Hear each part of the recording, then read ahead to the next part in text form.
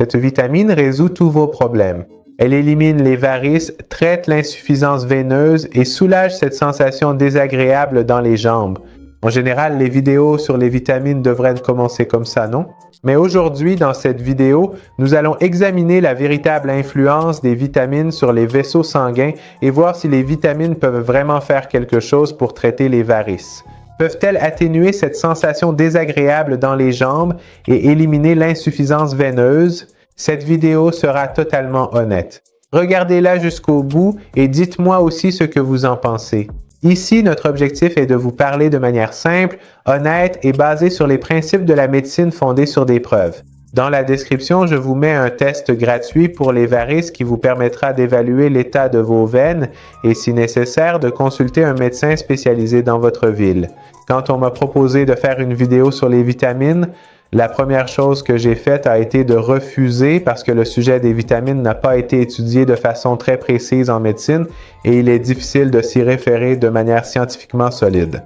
Mais comme vous posez beaucoup de questions à ce sujet et que c'est un thème très populaire qui vous intéresse, chers amis, j'ai décidé de l'examiner plus en détail et aujourd'hui, je suis prêt à vous faire part de mes conclusions.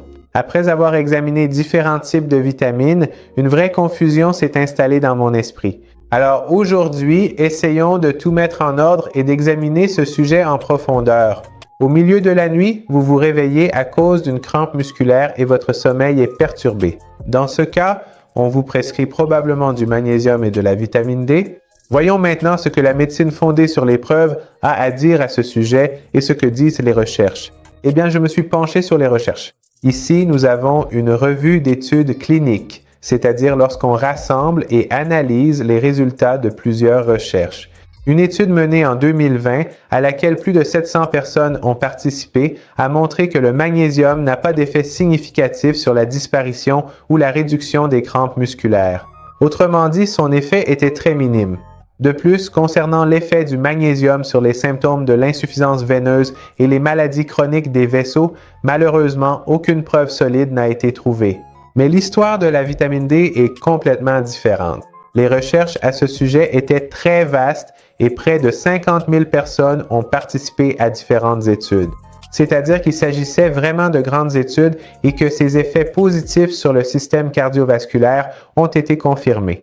Plus précisément, une amélioration des paramètres vasculaires a été observée, ce qui signifie un effet sur la fonction endothéliale, c'est-à-dire la paroi interne des vaisseaux. Ici, ce sont surtout les parois des artères qui ont été étudiées et non celles des veines. Mais de toute façon, ce qui est bon pour les artères l'est aussi pour les veines. Donc, globalement, l'amélioration du flux sanguin a un effet positif sur l'ensemble du système cardiovasculaire. Donc, on donne le feu vert à cela et c'est approuvé. Le résultat suivant obtenu concernant la vitamine D était la réduction du stress oxydatif. Lorsque le stress oxydatif se produit, une série d'éléments sont produits qui endommagent non seulement la paroi des vaisseaux sanguins, mais aussi toutes les cellules du corps. Lorsque le taux de vitamine D est suffisant, cet effet néfaste diminue et une autre chose très importante, surtout dans le contexte des problèmes veineux dont nous parlons, c'est qu'il a été observé qu'une carence en vitamine D augmente considérablement le risque de formation de caillots sanguins ou, en termes médicaux, de thromboembolie veineuse. Pour le dire plus simplement, les personnes qui avaient une carence en vitamine D étaient plus susceptibles de développer une thrombose ou des caillots sanguins. Alors, où peut-on trouver de la vitamine D? Avant tout, la vitamine D, c'est le soleil, l'huile de poisson et bien sûr divers compléments alimentaires. Alors, essayez de passer plus de temps à l'extérieur, de vous exposer au soleil et d'inclure du poisson, de l'huile de poisson et d'autres sources de vitamine D dans votre alimentation. Vous voulez que vos vaisseaux sanguins restent jeunes et ne vieillissent jamais? Alors, n'oubliez surtout pas cette vitamine. Nous parlons de la vitamine C. Vous avez probablement déjà entendu cela dans d'autres analyses, mais maintenant, nous allons voir ce que disent les recherches cliniques et si elles le confirment ou non. Si l'on regarde les sources fiables, la vitamine C fait l'objet d'études depuis longtemps. Je dois dire que son effet positif sur la paroi interne des vaisseaux sanguins a vraiment été confirmé, mais uniquement sur les artères. Pour le dire autrement, la vitamine C n'a pas d'effet significatif sur les veines, mais elle améliore réellement le fonctionnement de la couche interne des vaisseaux sanguins. Il a également été démontré que cet effet dépend de la dose, c'est-à-dire que plus la quantité de vitamine C est élevée, plus l'effet est important. Cet effet a été particulièrement observé chez les patients souffrant de problèmes cardiovasculaires, comme l'athérosclérose, le diabète et l'insuffisance cardiaque. On peut donc dire que la vitamine C est vraiment bénéfique pour les vaisseaux sanguins, mais aucun effet avéré n'a été observé sur les veines ou les varices, ou bien cela n'a tout simplement pas été étudié. En plus de cela, la vitamine C est un puissant antioxydant. Cela aussi a été confirmé par des recherches, parce qu'il réduit l'effet destructeur de l'eau oxygénée ou du peroxyde d'hydrogène qui est produit lors des processus d'oxydation dans le corps. Où peut-on trouver de la vitamine C? Elle est abondante dans les baies, les agrumes et les poivrons. Des compléments comme la coenzyme Q10 et la L-arginine nous promettent de redonner de la souplesse à nos vaisseaux sanguins et de nous rajeunir. Revenons aux études cliniques. Pour résumer, la coenzyme Q10 a réellement montré un effet positif sur la paroi interne des artères. La coenzyme Q10 montre vraiment un effet positif sur la paroi interne des artères, mais aucun effet significatif n'a été trouvé ou étudié sur les veines. En ce qui concerne la L-arginine, les études anciennes et récentes diffèrent. Les anciennes recherches, qui n'étaient pas très vastes, montraient qu'elle améliorait l'indice de claudication intermittente. Qu'est-ce que cela signifie? Dans l'athérosclérose, lorsque les plaques rétrécissent les vaisseaux, l'irrigation sanguine des jambes devient difficile. Dans cette situation, le patient marche une certaine distance. Par exemple, après avoir parcouru 100 à 200 mètres ou parfois 500 mètres, il ressent une douleur à la jambe et doit s'arrêter 1 ou 2 minutes pour que la douleur disparaisse, puis il peut recommencer à marcher. D'anciennes recherches affirmaient que la L-arginine augmentait la distance de marche sans douleur, mais les études plus récentes sont beaucoup plus prudentes et ne confirment pas d'effet significatif. Si vous souhaitez consommer de la L-arginine, on en trouve dans le sésame, l'orange et le brocoli. La coenzyme Q10 se trouve aussi dans les fruits à coque et les légumineuses.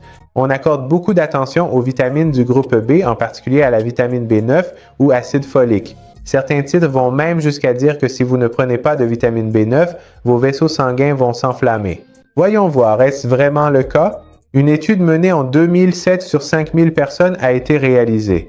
Les participants ont été répartis en 2 groupes différents. Un groupe prenait de l'acide folique et l'autre non. Le résultat a montré que la prise ou non d'acide folique n'avait pas d'effet significatif sur la fréquence des problèmes veineux, en particulier la thrombose veineuse profonde ou TVP. Autrement dit, le taux de formation de caillots était le même dans les 2 groupes.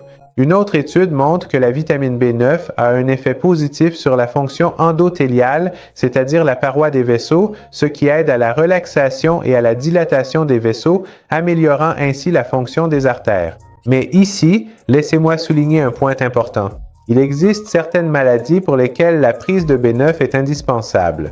Par exemple, la maladie appelée hyperhomocystéinémie, c'est-à-dire un taux élevé d'homocystéine dans le sang, c'est une raison directe pour une consommation régulière. En ce qui concerne les autres vitamines importantes du groupe B, comme la B6, la B1 et la B12, leur effet sur la fonction veineuse, la coagulation du sang ou les symptômes d'insuffisance veineuse n'a pas été prouvé. Et maintenant, un point important que beaucoup de gens ignorent, il n'existe aucune vitamine magique capable de sauver vos veines. Ça ne fonctionne pas comme ça. Il n'existe aucune pilule magique qui puisse tout régler et soudainement vous apporter santé, jeunesse et une apparence parfaite. Malheureusement, la réalité n'est pas ainsi. Oui, les vitamines agissent de manière complémentaire et combinée. Alors, pour avoir des veines et des vaisseaux sanguins en bonne santé, je vais vous donner quelques conseils simples. Premièrement, l'activité physique. Assurez-vous de marcher au moins 30 à 40 minutes chaque jour. Deuxièmement, si vous avez des varices, utilisez des bas de contention. De préférence de classe de pression 2. Buvez beaucoup d'eau et adoptez un mode de vie actif. De manière générale, le mouvement est excellent pour la circulation sanguine. Il améliore le retour veineux et assure une bonne circulation sanguine. Nagez. Faites du vélo. Allez skier. En bref, vous le savez déjà. Soyez actifs tout au long de la journée. Veillez à surélever un peu vos jambes et n'oubliez pas d'avoir une alimentation saine. Et maintenant, parlons de l'automédication. Ne faites surtout pas cela. Ne vous prescrivez pas de médicaments vous-même. Ne vous prescrivez pas de vitamines. Ne prenez même pas de compléments alimentaires inutilement. Allez consulter un médecin pour faire un bilan de santé. Faites des analyses. Identifiez vos carences et ensuite, si besoin, prenez quelque chose après avoir consulté un spécialiste compétent. Merci d'être resté avec moi jusqu'à la fin de la vidéo. N'oubliez pas de liker et de laisser un commentaire s'il vous plaît. Regardez aussi ces vidéos. Pour plus d'informations, à la prochaine vidéo, prenez soin de vous.